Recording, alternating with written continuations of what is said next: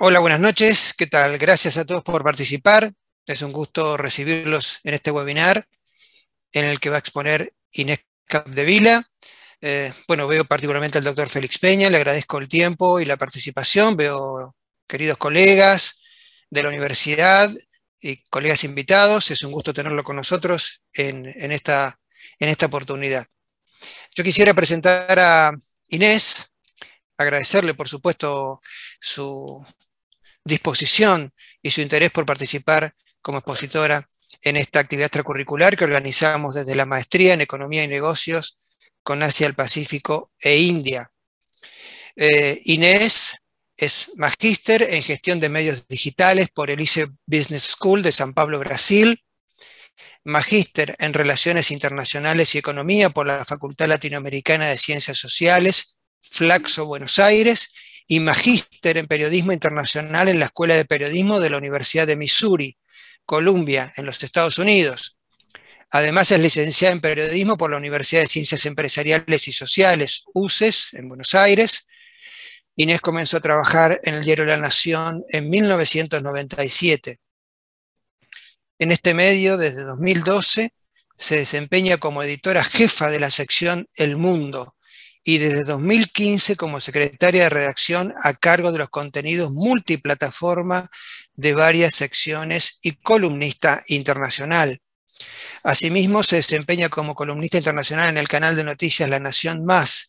Se ha especializado en temas internacionales desde su formación académica y luego, como redactora de la sección El Mundo, empezó a cubrir desde crisis políticas y militares hasta atentados terroristas y desastres naturales en varios rincones del planeta. Quiero nuevamente agradecer a Inés, como lo decía hace un momento, la disposición, el interés, y simplemente ella va a plantear un tema, me parece, de actualidad. Me parece que desde el primer momento en que me sugirió el título, quiso o quiere manifestar, digamos, ¿no? Como subyacen temáticas y tramas muy duras, muy de mucha confrontación y de mucha tensión debajo, ¿no? De esta superficie, de lo superficial que vemos en la relación entre China y Estados Unidos. Es decir, tratar de ver un poco más allá de lo que vemos en la, voy a usar un término medio raro, epidermis de los temas internacionales o del escenario internacional. Profundizar sobre esta relación, ver facetas o sobre esas nuevas facetas, ver matices, creo que nos será de muchísima utilidad, repito, en tanto que es el conflicto que signa nuestros tiempos en este siglo XXI. Así que bueno, Inés, simplemente te doy la palabra, te agradezco nuevamente que estés con nosotros y tal cual lo mencioné, el formato es de expongas durante un rato lo que consideres más relevante en términos de tu PPT y luego iniciamos unos minutos de preguntas. Gracias. Bueno, muchísimas gracias, Sergio, por la invitación. Muchísimas gracias a todos los que se toman el tiempo de estar acá en esta reunión virtual, este debate en el que voy a plantear ciertos temas y que me gustaría también escucharlos a ustedes y escuchar sus inquietudes para así poder dialogar. Les voy a compartir mi presentación e inmediatamente arranco. A ver, ahí vamos. Bueno, elegí este tema porque obviamente está de moda la inteligencia artificial. Esa es una de las causas, pero otra de las causas es explorar un poco en dónde estamos nosotros, Argentina y América Latina, respecto de esta gran carrera tecnológica que le está dando forma a la competencia entre Estados Unidos y China, esta competencia por la hegemonía. No me voy a meter mucho, digamos, en las posiciones actuales de geopolítica de uno y otro, en los temas duros, en los, digamos, en las variables más duras de poder. No me voy a meter mucho, me voy a meter más en la carrera tecnológica y por qué es central no solo para determinar cuál de las dos potencias va a ser eventualmente, si hay una potencia que prevalece sobre la otra, cuál va a ser y por qué. Fundamentalmente lo que me interesa es ver cómo la Argentina y cómo América Latina, más allá de esta especie de ambigüedad estratégica en la cual se intentan posicionar en la competencia entre Estados Unidos y China, puede sacar provecho de este enorme desarrollo tecnológico. ¿Cómo? Y fundamentalmente la pregunta es si puedes sacar provecho. Por lo tanto, hay tres preguntas esenciales que esta presentación va a tratar de, digamos, acercarse, de, digamos, contornear algunas con más profundidad que otras, en lo que va a ser una presentación corta de una media hora. Las preguntas son, ¿puede esta carrera tecnológica que está tan de moda por ChatGPT condicionar o alterar el orden global que va empezando a perfilarse entre Estados Unidos y China? Segundo, China, Estados Unidos y, atención acá, el tercer gran protagonista de esta carrera tecnológica, las grandes empresas. ¿Quién de ellos tres va a ganar esta carrera? ¿Quién va a ejercer, digamos, la palabra final sobre la carrera tecnológica? Y fundamentalmente, vuelvo al inicio, ¿cómo se posiciona el resto del mundo, particularmente América Latina? Lo primero que a mí me interesa, y un poco para sacar, digamos, tratar el tema de inteligencia artificial tan de moda y tan, así como tan de moda, tan superficialmente tratado, es fundamentalmente esta comparación que se hace hoy con la inteligencia artificial, con la capacidad de determinar la relación entre Estados Unidos o las dos potencias dominantes, como lo hizo durante la Guerra Fría el poder nuclear. A mí, más que la capacidad, creo que todavía no podemos, porque es una carrera que empieza a iniciarse, o que ya lleva unos años, pero que todavía no ha llegado a su desarrollo, a su pico de desarrollo. Lo que más me interesa de la comparación del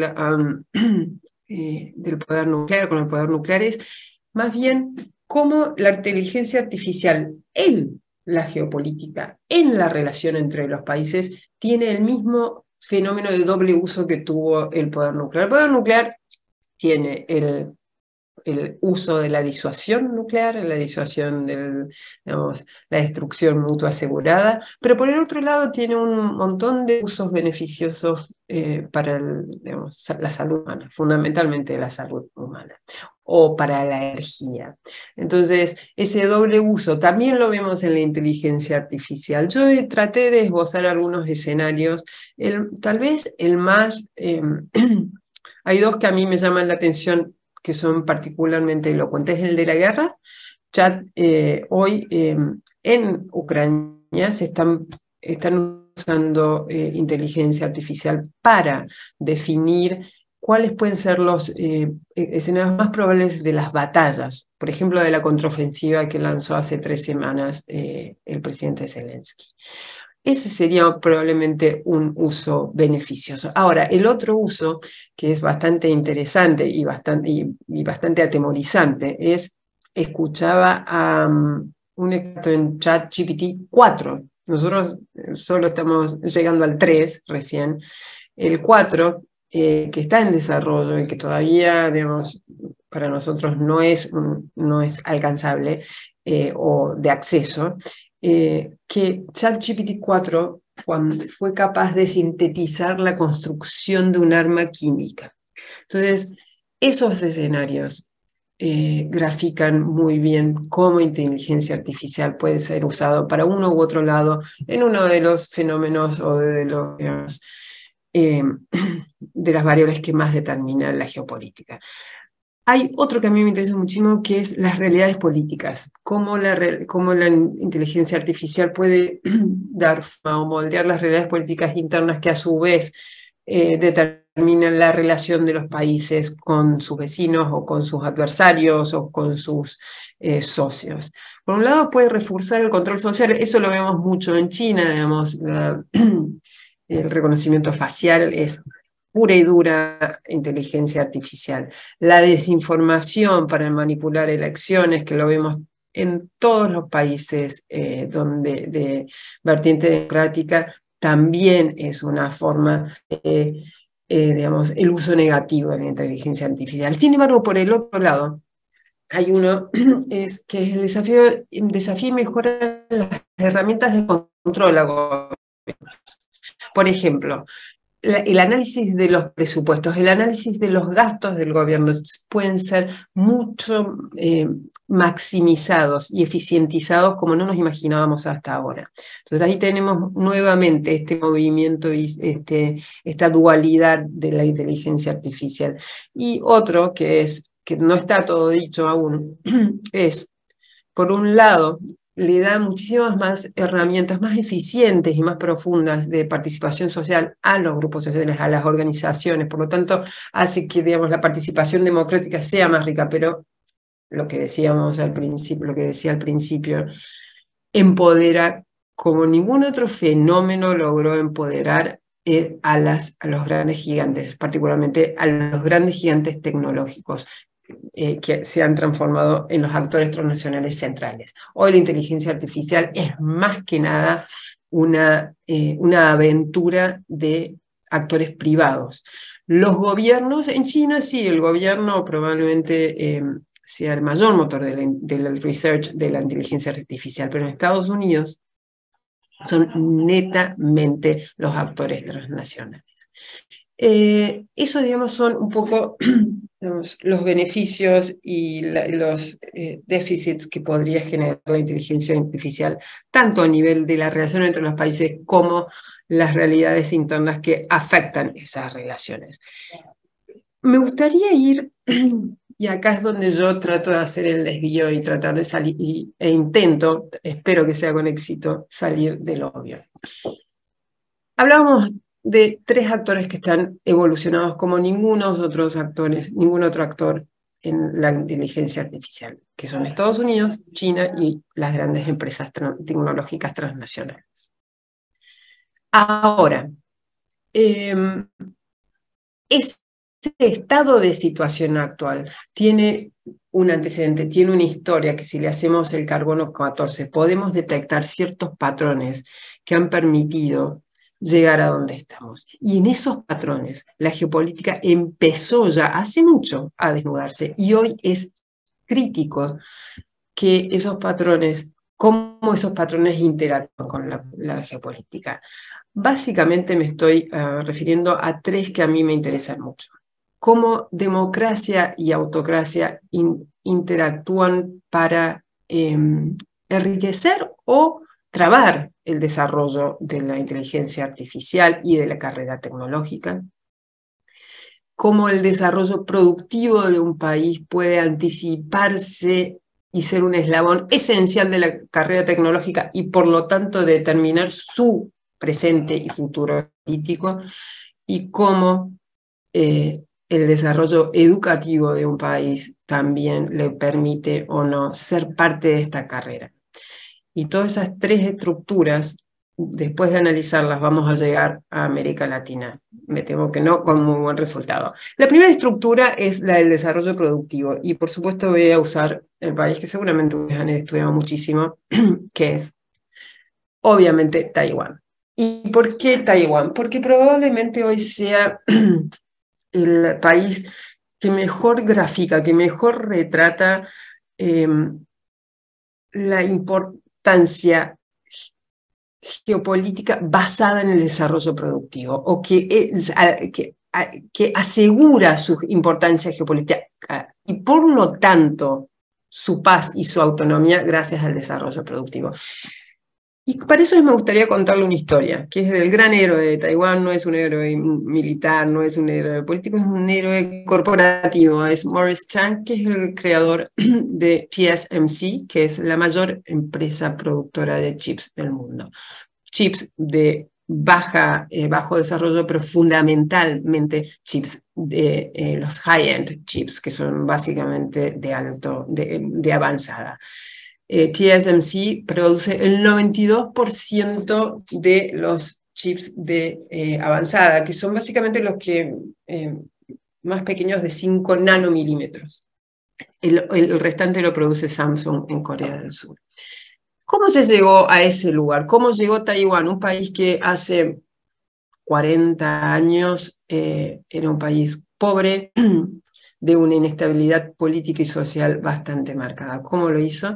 Bueno, este señor Maurice Chang tiene mucho que ver en eso. Maurice Chang era un ingeniero, por supuesto, educado en Estados Unidos, cosa que también perfila mucho de la tradición científica o de investigación científica y de desarrollo académico de Asia.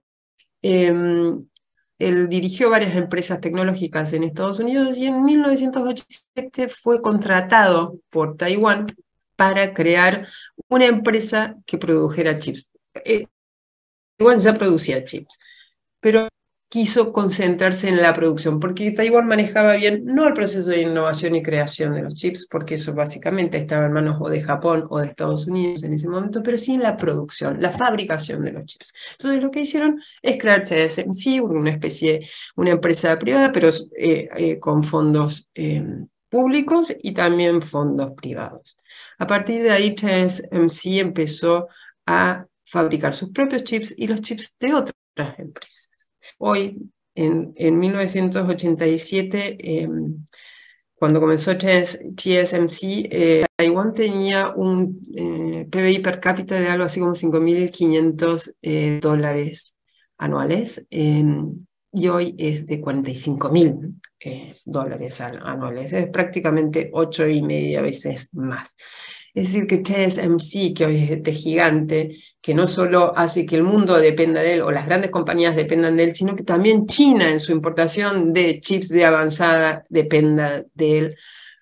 No solo, Maurice Chang no solo ha creado este gigante, sino ha creado un escudo que tiene la misma dimensión que Estados Unidos para proteger y garantizar a Taiwán, que tiene menos chances de ser invadido por China. Maurice Chang es uno de los grandes héroes, uno de los orgullos de Taiwán, y cuando uno habla tanto con diplomáticos, funcionarios, empresarios o simplemente ciudadanos de a pie en Taiwán, saben su nombre. Lo que hay allí es la visión de desarrollo de un país.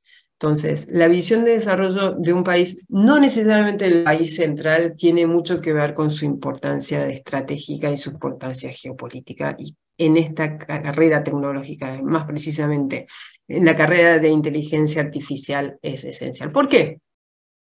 Básicamente, cuando nosotros hablamos de ChatGPT o de cualquier inteligencia artificial generativa, hay 4 factores esenciales. El poder computacional, que está básicamente, descansa básicamente en el hardware, y el hardware son los chips. Obviamente que hay otros montón de componentes, pero el corazón y el cerebro son los chips.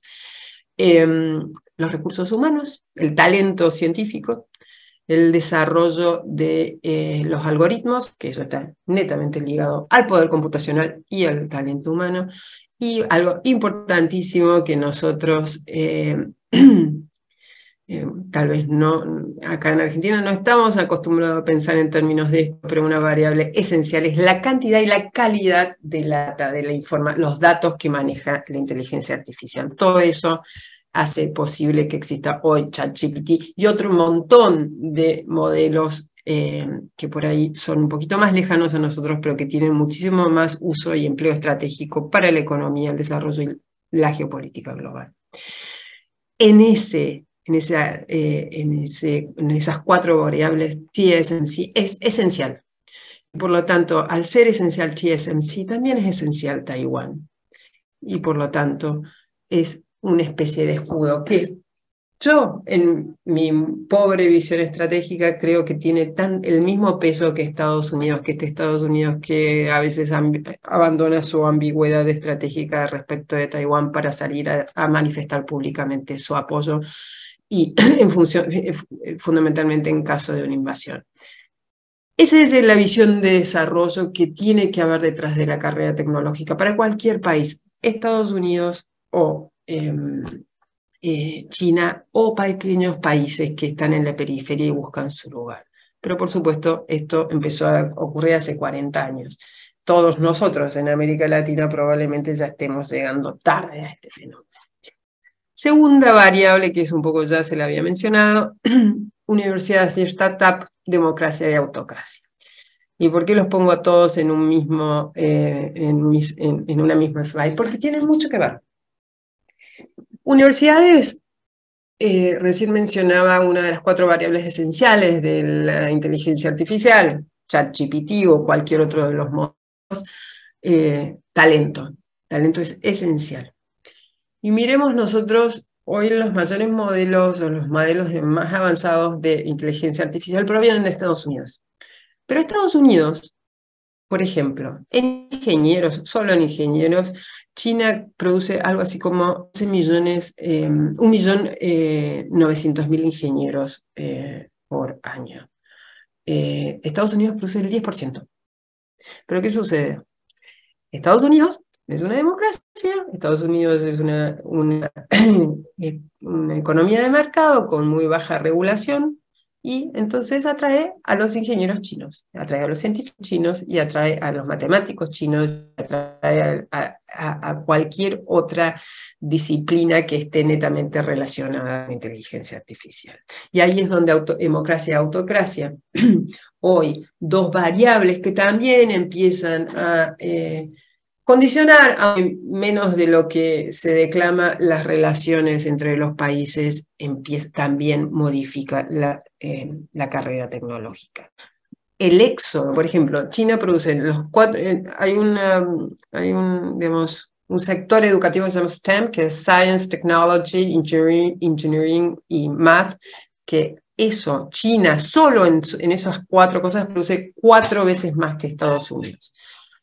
Pero el éxodo no lo puede detener China, y más ahora. Y lo mismo sucede con las startups. A 2019, que este gráfico que ven acá es del Center for Data Innovation, que es un centro bastante potente, financiado por la Unión Europea, mensura cada cierto tiempo. Esto es pre-pandemia, es el último estudio que tienen desde fines de 2019. Lo que hace es medir un poco a las 3 potencias de inteligencia artificial, que son Estados Unidos, China y muy por detrás la Unión Europea, en las variables básicas: talento, investigación, desarrollo, adopción, data y hardware. Van a ver que Estados Unidos lidera absolutamente todas, salvo adopción y data. En data está China. ¿Por qué? Porque China tiene capacidad de auscultar las profundidades de las comunicaciones de todo. Tiene la capacidad, y tiene la capacidad política, la capacidad tecnológica, la capacidad política de auscultar las comunicaciones de todos sus ciudadanos. Entonces, eso también, ese juego vuelve a lo mismo: democracia y autocracia, vuelve al desarrollo de la inteligencia artificial. La data que hay en China, la cantidad y la profundidad de los datasets de China, creo que triplican los que hay en Estados Unidos y cuadruplican los de Europa. Sin embargo, en el resto de las variables, Estados Unidos, que no tiene la educación que tiene China, o que tiene, por ejemplo, India, o que tienen hoy, por ejemplo, los mayores productores de ingenieros son Malasia y Turquía, pero los importa. Y ahí es donde China también está rezagada, y sobre todo lo que la libertad de innovación, creatividad y emprendedurismo que hay en Estados Unidos tampoco encuentra, y menos aún esta China que empieza a ajustar muchísimas tuercas económicas de esta China de Xi Jinping. La capacidad de crear una startup, que es uno de los motores de innovación de la inteligencia artificial, decae. Por lo tanto, ahí hoy se dice que Estados Unidos está digamos, en inteligencia artificial tradicional 1 año y medio por delante de China. Y en la inteligencia artificial más avanzada, por lo menos 30 meses. Ahora, ¿qué sucede con esa ventaja? ¿Podrá China o no emparejarse? ¿Podrá China alcanzar a Estados Unidos y sobrepasarlo? Como es un poco el plan de Xi Jinping, que apunta a reforzar las universidades, que apunta a la autonomía, la autosuficiencia con los chips. Bueno, para eso yo voy a usar el ejemplo de la carrera por la exploración y la explotación lunar, porque ya no solo la exploración, es la explotación, algo que parece de película, que muchos creían completamente improbable, hoy es muy probable. Estados Unidos empezó su programa espacial a fines de los 50, 2 años después, 2 o 3 años después que Rusia, que la Unión Soviética. China lo empezó en el 92 y hoy están prácticamente en el mismo lugar. Eso hace que China muestre una ambición tecnológica, haga el despliegue de su ambición tecnológica, que también es importante en esta carrera de la proyección de imagen tecnológica. Por lo tanto, yo, y acá es donde entra un poco la discusión sobre el acta de los chips que pasó a Estados Unidos en la segunda mitad del año pasado. Esta ambición tecnológica de China, esta ambición de superar las expectativas, esta ambición, por supuesto, de empardarse con Estados Unidos, muy probablemente la lleve a alcanzar los niveles de desarrollo de inteligencia artificial de avanzada que tiene Estados Unidos. ¿Cuándo? Y bueno, será una cuestión de tiempo. ¿Puede Estados Unidos y, por supuesto, sus socios, que es sobre todo Australia, Corea del Sur, Japón, trabar la importación del hardware necesario para eso, para China? Probablemente hay 3 momentos que hoy se habla con la Chips Act. Inmediatamente China tiene un stock alto de chips de avanzada como para sobrevivir un tiempo. Va a haber un bajón en 5 años, 3 o 5 años, pero probablemente después, cuando empiece a trabajar mejor su autosuficiencia, ya se acerque a los niveles de Estados Unidos. Y ahí finalmente eso va a ser determinante para la competencia estratégica. Y finalmente llego al lugar donde tal vez no querramos llegar, América Latina y dónde se posiciona. Solo tengo 2 datos. O sea, hasta ahora hablé de la variable de desarrollo, la visión de desarrollo que tiene un país, no solo para enriquecer la vida de sus habitantes, sino para asegurarse una posición geopolítica. Taiwán, TSMC, un dato que es verdaderamente loco, es alucinante. TSMC está gastando en 2 plantas en Phoenix, Arizona, $40.000 millones. El presupuesto de la NASA es de $26.000 millones anuales. El presupuesto del programa espacial chino es de $30.000 millones anuales. Así que ahí tienen la dimensión de TSMC y del resultado de la visión de desarrollo, y cómo la visión de desarrollo es crítica para la carrera tecnológica y eventualmente para la posición geopolítica de un país. No importa qué país, porque Taiwán hace 40 y pocos años era un país empobrecido y con relevancia para China, pero no para el mundo. Acá hay 2 datos que quiero que vean, no sé si alcanzan ahí a ver, son 2 datos que de una presentación de un fondo de inversiones privado que hizo una radiografía muy profunda sobre la inteligencia artificial en América Latina en este último año, es de la semana pasada el informe. Y acá, o sea, educación, ¿en dónde estamos? América Latina produce en total, o al menos las potencias de América Latina, y quiero que vean que no está Argentina ahí, está en Brasil, está México, está Colombia, está Chile, producen, vuelvo a lo mismo, en la disciplina STEM, Science, Technology, Engineering y Math, 150.000 investigadores y profesionales menos que Estados Unidos. O sea, toda la región es 150.000 personas menos que Estados Unidos por año, ¿no? Ese es el nivel en el que estamos. Y otro dato que nos grafica cuán lejos estamos, cuán cerca parece todo porque nos metemos y accedemos al ChatGPT o porque vemos cómo pueden analizar nuestras historias clínicas, ciertos programas de inteligencia artificial para predecir enfermedades. De los empresarios censados por el fondo de inversiones, la mayoría, el 46%, dijeron que la mayor traba para implementar adoptar modelos de inteligencia artificial en sus empresas, y ni hablar de desarrollarlos. Eso es el ancho de banda. Un tema central, un tema que el resto de los países desarrollados que hoy no solo interactúan, sino que alimentan los modelos de inteligencia artificial, tienen más o menos resuelto o más o menos contenido. Nosotros todavía no tenemos la infraestructura básica para eso. Entonces, América Latina ya no se tiene que cuestionar dónde se posiciona respecto de la guerra comercial, dónde se posiciona, cómo hace para atraer tanto inversiones de Estados Unidos como de China, cómo hace para resguardar los intereses militares frente o de seguridad nacional frente a la avanzada china sobre los puertos y bases militares.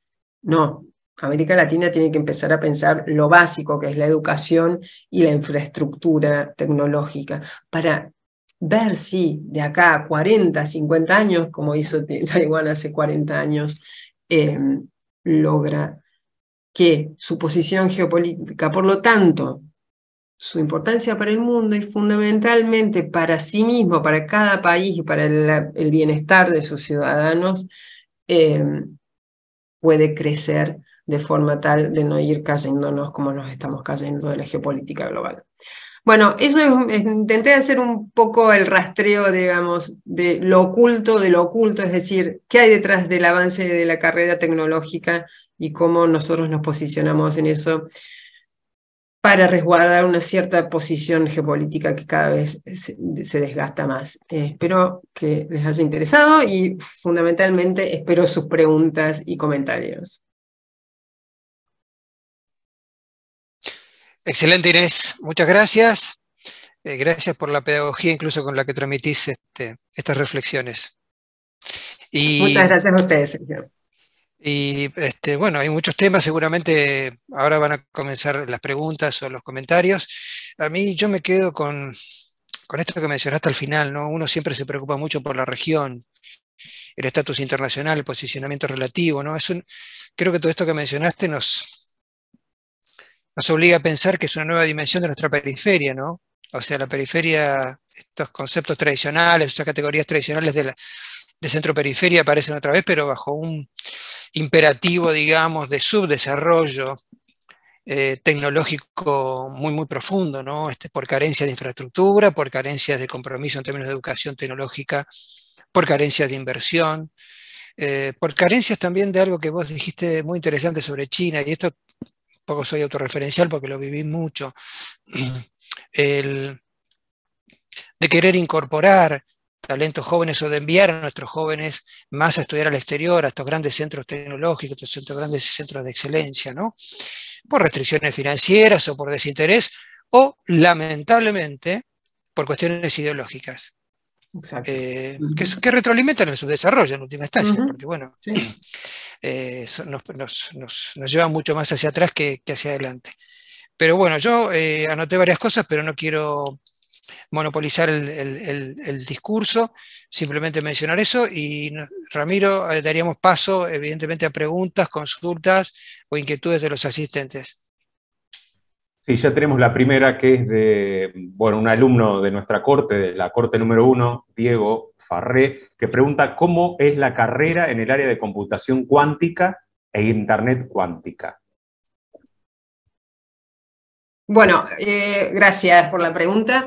La carrera de computación cuántica quedó un poquito relegada por la de inteligencia artificial, pero volvemos a lo mismo. La computación cuántica se basa, como la inteligencia artificial, en enormes poderes computacionales. O sea, la capacidad de procesamiento es demencial. Entonces, ahí China vuelve a mostrar sus limitaciones. Si bien estaba mucho más avanzada en nivel de investigación que Estados Unidos en cuanto a computación cuántica, porque además China, en una de las variables digamos, de hardware, las variables de hardware son dos, supercomputadoras y chips de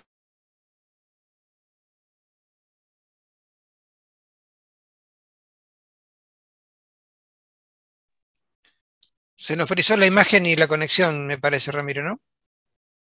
Sí, creo que tenemos problemas con la conexión de Inés. A ver si la recuperamos. A ver. A ver si sigue Inés ahí. No sé si nos está escuchando. Si no, vuelve a ingresar. De paso, aprovechamos para comentarles mientras esperamos el reto. A ver, ahí está Inés. Acá estoy, no sé qué pasó, se cortó, perdón. No sé, bueno, vuelvo un poco. China saca saca bastante ventaja en cuanto a cantidad y calidad de supercomputadoras que son esenciales para la computación cuántica y también para la inteligencia artificial. La computación cuántica también alimenta la inteligencia artificial, pero muestra sus limitaciones China a futuro con esta faltante de chips de avanzada. China es muy fuerte en chips, lo que se llama mature chips, o sea, chips maduros, que son los que se usan en los lavarropas, en las computadoras, los smartphones, pero no en estos nanochips de avanzadísima, que son los que necesitan la supercomputación y para seguir avanzando en la investigación de la computación cuántica. Entonces ahí es donde se balancea la ventaja que ya había sacado inicialmente China. Bien. Jorge nos pregunta con relación a las restricciones que hay para las inversiones en Argentina, si esto, con la llegada de los capitales extranjeros, si esto también es un freno para el desarrollo de esta estructura básica que señalabas con relación a la banda ancha o la infraestructura básica para después avanzar en los desarrollos. Jorge, por supuesto. Vos fíjate que la Argentina todavía no llegó al 5G. Imagínate si va a llegar la capacidad de construir anchos de banda lo suficientemente de la dimensión necesaria para empezar a trabajar sobre modelos de inteligencia artificial. O sea, la capacidad de procesamiento que necesita la inteligencia artificial, la generación de modelos de inteligencia artificial es demencial. Y la tecnología que necesitas para eso también es demencial. Nosotros no podemos importar computadoras. Imagínate si vamos a necesitar importar los componentes necesarios para construir los procesadores necesarios para alimentar la inteligencia artificial. Tengo dos preguntas. ¿Cómo viste porque hablaste de actores transnacionales, de las empresas, la lucha geopolítica, la división entre autocracia y democracia? Viste que antes de la visita de Blinken a China, un par de días antes, si no me equivoco, fue Gates. Tres grandes empresarios estuvieron en China, ¿no? Tres grandes, bueno, son representativos de grandes industrias de tecnología avanzada. Bueno, Bill Gates, creo que estuvo, Jeff Bezos también estuvo allí, Elon Musk. ¿Cómo analizarías esa vinculación, digamos? Porque uno dice, bueno, ahí el gran juego geopolítico es de diferentes percepciones, amigo-enemigo, el tema de Taiwán, tan sensible para ambas partes, pero resulta que 2 o 3 días antes de que vaya el principal exponente de la diplomacia estadounidense a Beijing, aparecen estos tres grandes jugadores globales, ¿no? Que tienen intereses en China, por supuesto. ¿Cómo ves eso? Y además, le agrego un poco de datos. No sé si ustedes vieron la cara con la que Xi Jinping recibió a Anthony Blinken y la cara con la que recibió a Bill Gates. Se lo veía muy sonriente y relajado con Bill Gates y bastante tenso y de gesto adusto con Blinken. Es comprensible, pero yo creo que habla un poco, es el reconocimiento de Xi Jinping de que, digamos, estas 4 o 5 grandes gigantes tecnológicos son actores esenciales en la competencia con Estados Unidos. Y son actores que tienen su juego propio, por más que todos estos los rastremos, o sea, su génesis empresarial a Estados Unidos, son tan transnacionales hoy y son tantos sus intereses nacionales que tienen su juego propio. Entonces, en esa reunión, en esa gestualidad, y en lo que dijeron también creo que hay un reconocimiento explícito de Xi Jinping de que son tan importantes en esta reconfiguración del mundo y de la relación de Estados Unidos con China como la propia China y los propios Estados Unidos. Viste que los chinos Y tienen hay otra cosa, por ejemplo, Microsoft es el principal inversor de OpenAI. OpenAI, la dueña de ChatGPT. ChatGPT alcanzó, le tomó a ChatGPT algo así como 4 meses llegar a los 100 millones de usuarios. A TikTok le tomó 30 meses. A Uber le tomó 70 meses. Ese es el impacto de inteligencia artificial. Ese es el atractivo, el magnetismo de la inteligencia artificial.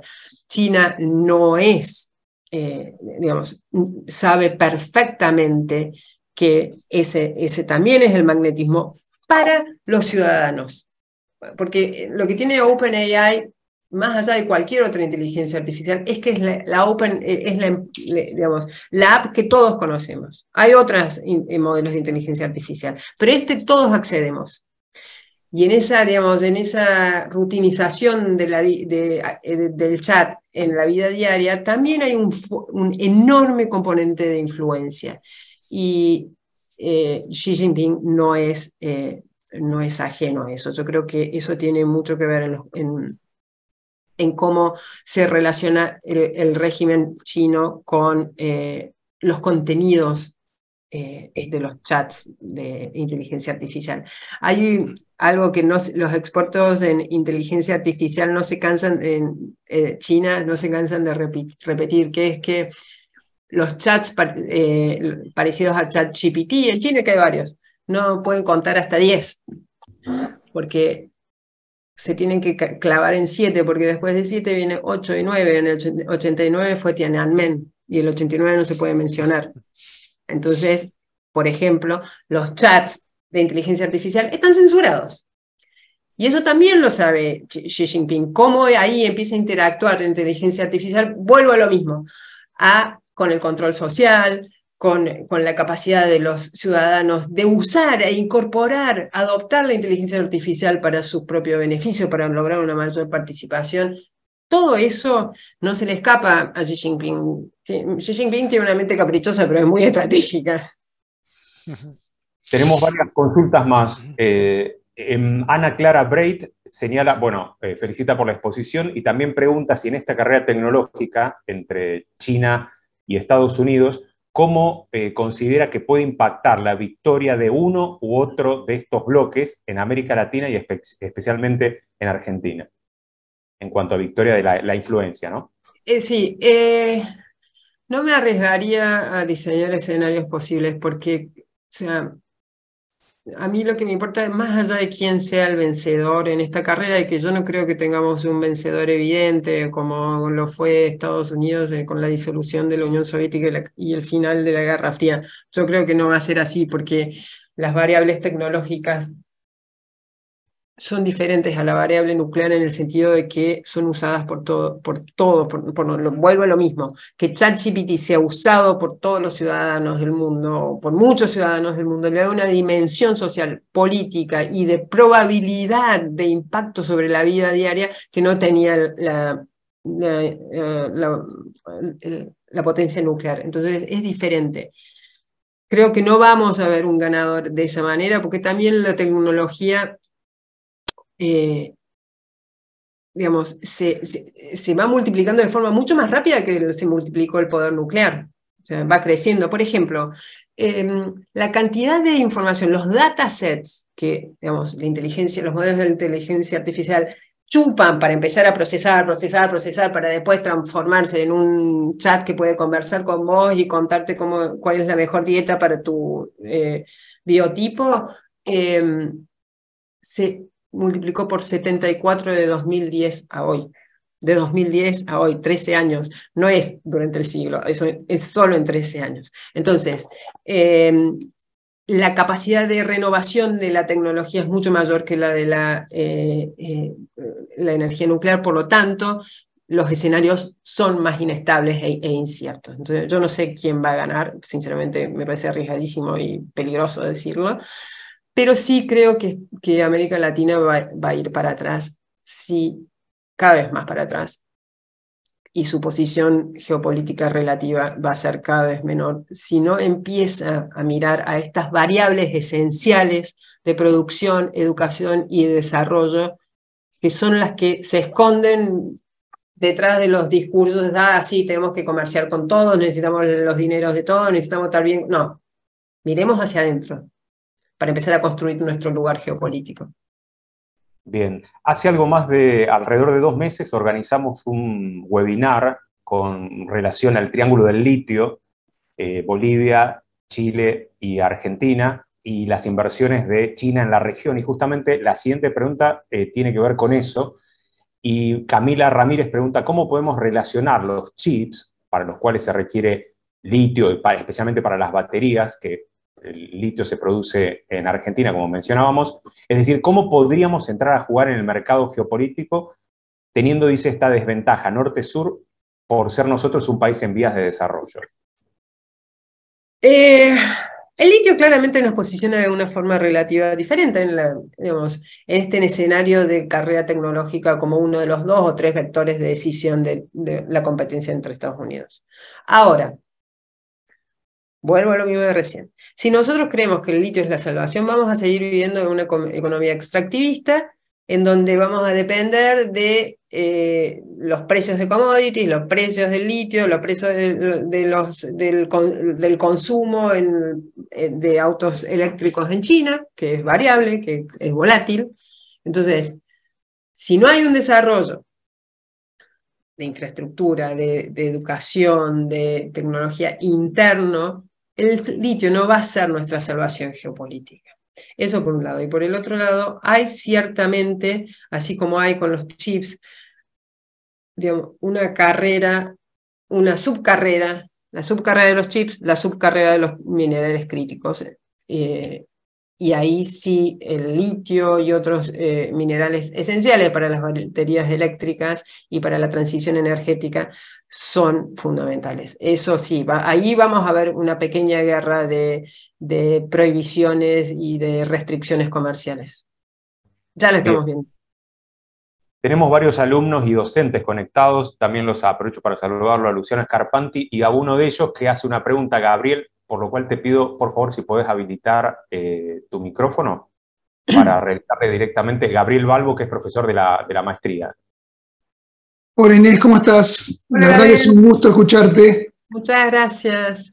¿Sabes qué? Te quería preguntar tu opinión acerca del waiver que le estaría otorgando Estados Unidos en este momento a Taiwan Semiconductors Manufacturing Company, a Samsung y a SK Hynix, las 2 coreanas, para venderle chips de alta tecnología a China, que en este momento no los podían vender.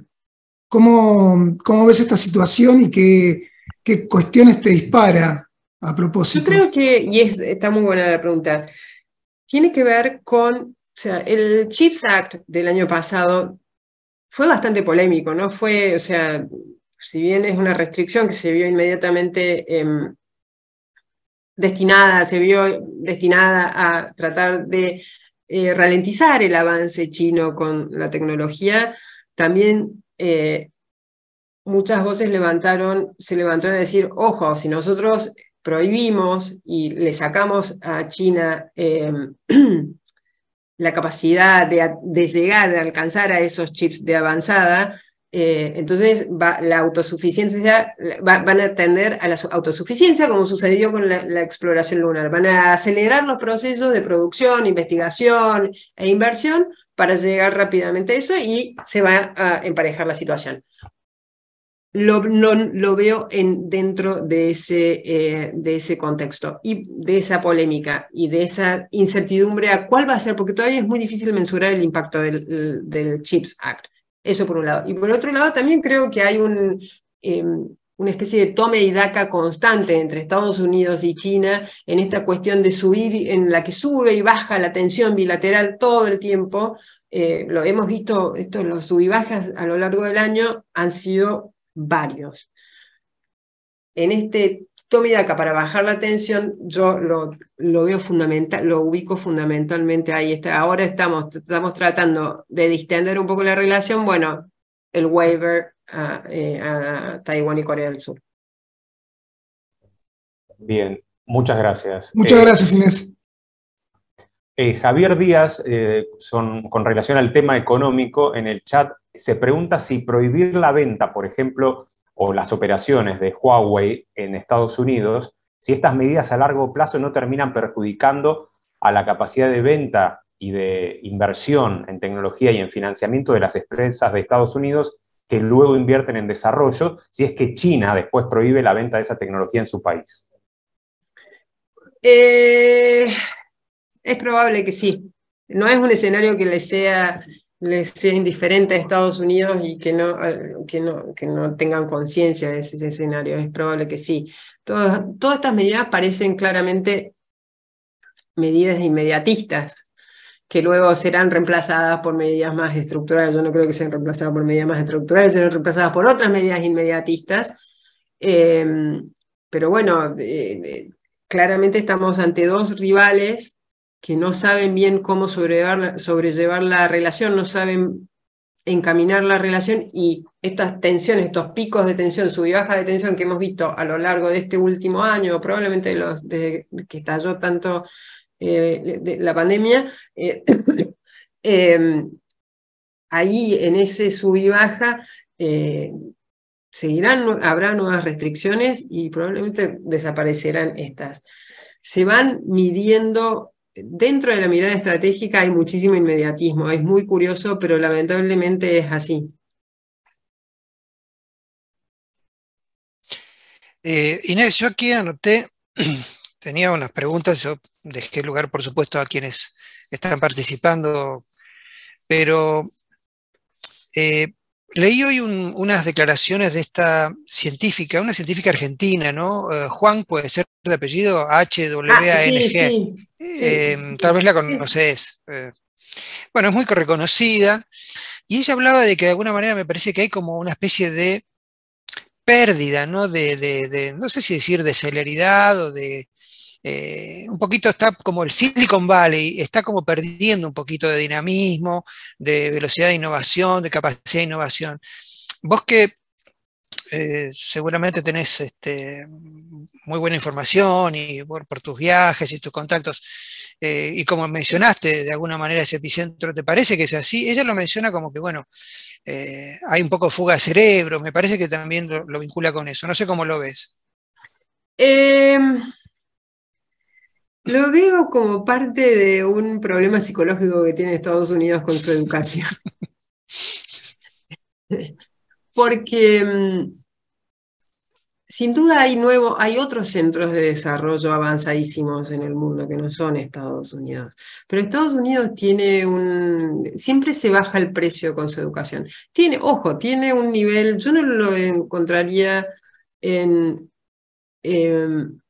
tiene un nivel de desarrollo educativo muy bajo, tal vez en los niveles intermedios, pero en los niveles doctorales sabemos que es altísimo. Sin embargo, yo no escuché las declaraciones de esta chica, salieron en La Nación, pero no las leí.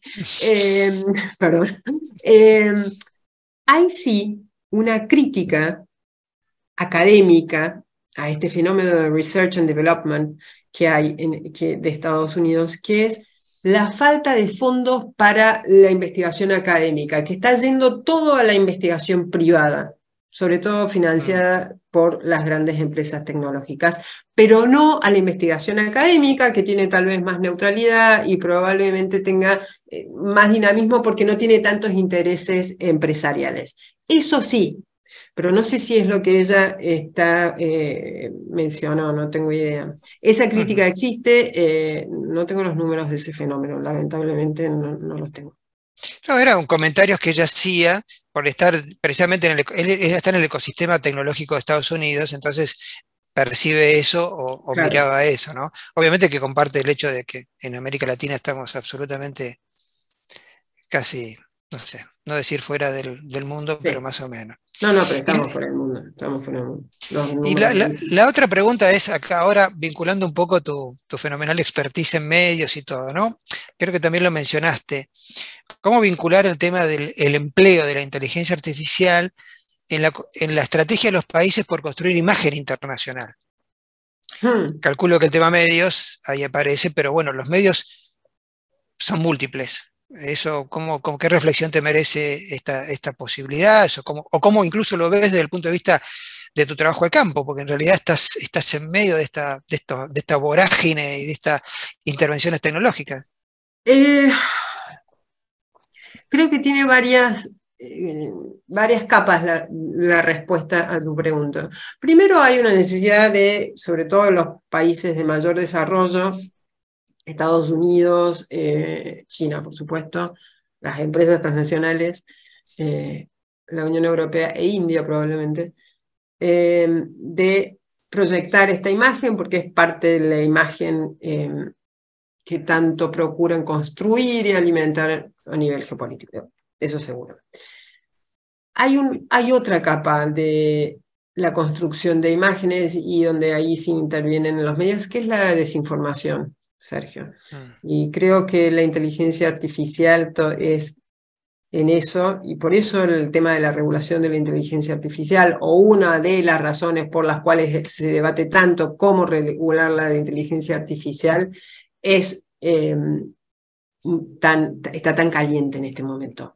El tema de la desinformación, la generación de contenidos falaces por parte de la inteligencia artificial no nos imaginamos. O sea, lo que vimos, las imágenes falsas del Papa, las imágenes falsas de tantos fakes que vimos, construidos como si fuese nada por un chat o por una aplicación de inteligencia artificial, bueno, eso es nada en comparación con lo que puede hacer. Y ahí también se proyecta la imagen de un país. No ya solo lo de los grandes países, sino la de todos los países. Entonces, esos son temas que verdaderamente nos van a sacar la cabeza a todos, en el sentido de cómo hacer para evitar que eso ocurra. A los medios, a las estructuras reguladoras, a las empresas, para evitar ser constreñidas en el intento de los estados de regularla. Digamos, es un enorme debate, creo que no hay respuestas, creo que todavía ni siquiera empieza el debate en su completa dimensión. Hay una cosa que a mí me interesa, que me llamó muchísimo la atención, no me acuerdo, creo que el otro día escuchaba a Alondra Nelson, que fue no me acuerdo si con esta de Biden o con Obama, fue un poco la científica que se dedicó al oversight de la inteligencia artificial en la Casa Blanca. Y ella decía, el problema de cómo regular la inteligencia artificial es que los legisladores no saben nada de este tema. Y es tan complejo que tampoco sus asesores más expertos tampoco saben nada. Entonces, ¿cómo regulás algo que es tan difícil de acceder? Porque, o sea, yo puedo haberles descrito las 4 valores esenciales de los modelos de inteligencia artificial. Más de eso no creo que pueda decirles. Es de una complejidad tal que es imposible para una sola persona o para 10, y además intervienen muchas cabezas en la generación de inteligencia artificial, además de las supercomputadoras y etcétera. Bueno, ese es uno de los grandes problemas para la regulación. Imagínate si ni siquiera tenemos la gente, ni siquiera tenemos las ideas para empezar a regular, cuánto la imagen de los países, las empresas, las imágenes privadas, pueden empezar a sufrir y trastocarse con inteligencia artificial antes de que siquiera encontremos las herramientas para regularla. Un fenómeno intangible, un fenómeno inacible, es cierto, ¿no? Creo que todavía no estamos viendo ni siquiera, como dirían los taoístas, los límites de las apariencias. Me permito simplemente decir lo siguiente: cuestiones económicas, de comercio, empresas, cuestiones transnacionales, negocios, América Latina. Me gustaría invitar al doctor Félix Peña a unos comentarios finales, porque bueno, Félix por expertise, por experiencia. Me parece que podría brindarnos reflexiones finales sobre esta cuestión. Félix, gracias por estar, por participar y te escuchamos. No sé si reflexiones finales, pero por lo menos algunas preguntas que me surgieron de la muy buena presentación que hizo Inés. Y alguna pregunta que tiene que ver con el tema América Latina. Me quedó un poco la sensación que Inés está visualizando América Latina desde el punto de vista del tema que analizamos hoy como algo que ha quedado al margen. Y ahí es donde formula la pregunta sobre si no se está en esa afirmación hablando de una América Latina que en realidad no existe. Lo que existen son 20 o 30 países de América Latina con muchas diferencias entre ellos. Y entonces la pregunta de fondo sería, bueno, ¿y hasta qué punto esa afirmación que ha hecho Inés sobre América Latina se aplica a todos los países de la región?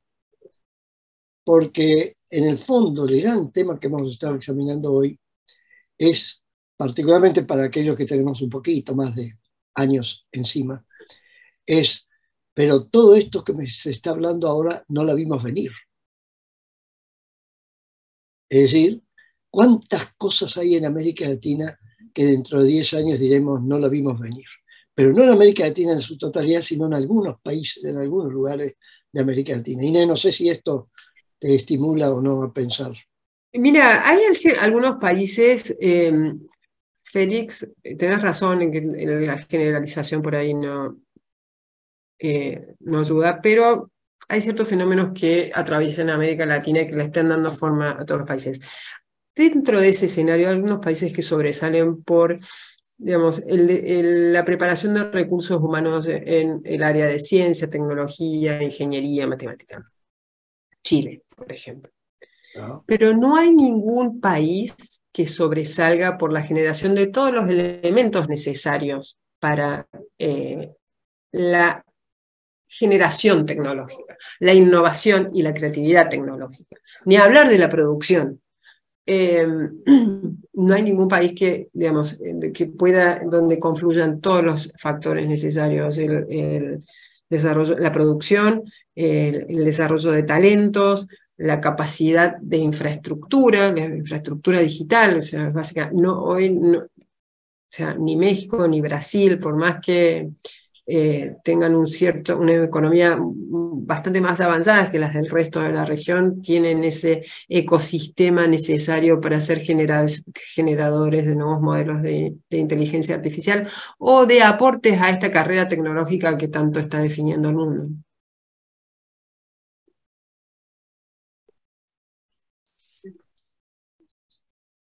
Bueno, buenísimo.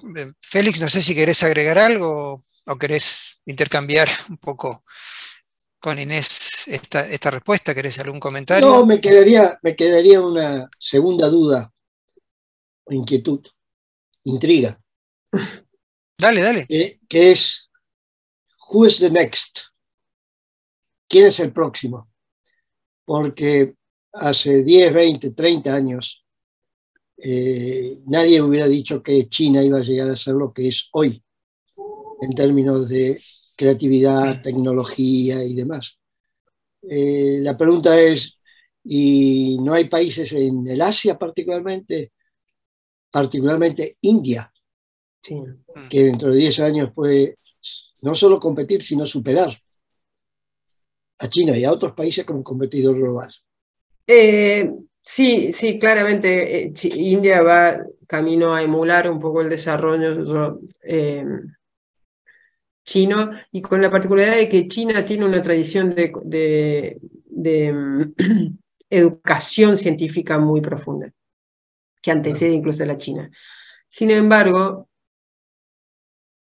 India está bastante relegada en términos de algo esencial para el desarrollo de los recursos humanos, sobre todo en China, que es el combate a la pobreza. India no combate la pobreza como sí lo combatió China, como sacó masivamente gente de la pobreza, en eso está bastante rezagada India. Entonces, eso va a ser crítico para ver si puede empezar a generar el ecosistema, porque no es solo una variable, es un ecosistema empresarial, de libertad creativa, de regulación, de educación, por supuesto, de construcción de inversión pública en la infraestructura digital. Si China puede, si India puede construir todo ese ecosistema. Y para construir todo ese ecosistema, India necesita mucha gente y para eso necesita sacar a esa gente de la pobreza. Y todavía no hay, digamos, no se vislumbra una proyección de combate a la pobreza como similar a la que tuvo China en las primeras décadas, en la última década del siglo pasado y la primera de este siglo. Muy bien, gracias. Estamos cerrando para cumplir y respetar el compromiso que asumimos con Inés. Le doy la palabra a Ramiro y cerraríamos el webinar.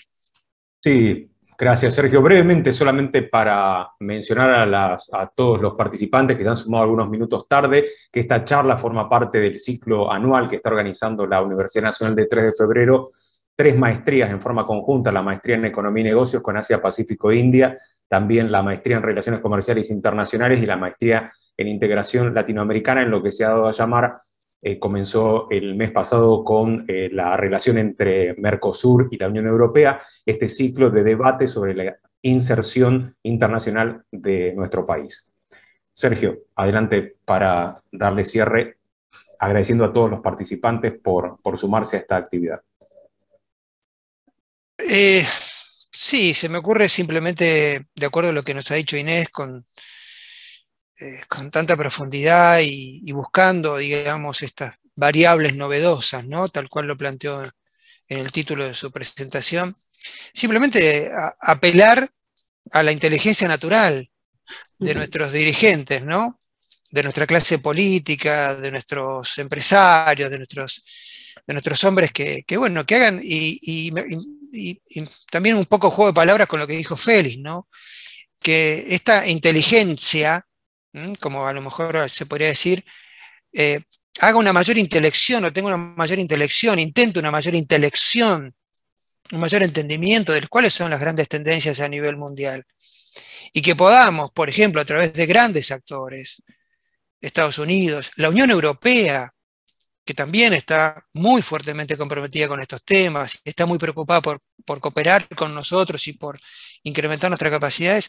Bueno, que la inteligencia natural de nuestros dirigentes apunte a tener, como digo, una comprensión mucho más acabada de estas cuestiones. Así que simplemente agradecerle nuevamente a todos la participación, agradecerle, por supuesto, a Inés particularmente también su deferencia, el tiempo de preparación. Y bueno, simplemente comentarles que tenemos abierta la inscripción a las 3 carreras que mencionó Ramiro y abrir la puerta para una próxima invitación en este ciclo de actividades extracurriculares que organizamos, las 3 carreras del área internacional de la Universidad Nacional de 3 de Febrero. Así que gracias a todos. Muchas gracias a ustedes, Sergio, y gracias a todos los que participaron de la charla. Muchas gracias y buen viaje, que tengas un viaje excelente. Muchas gracias. Hasta luego. Adiós. Gracias. Muchas gracias. Hasta luego. Gracias.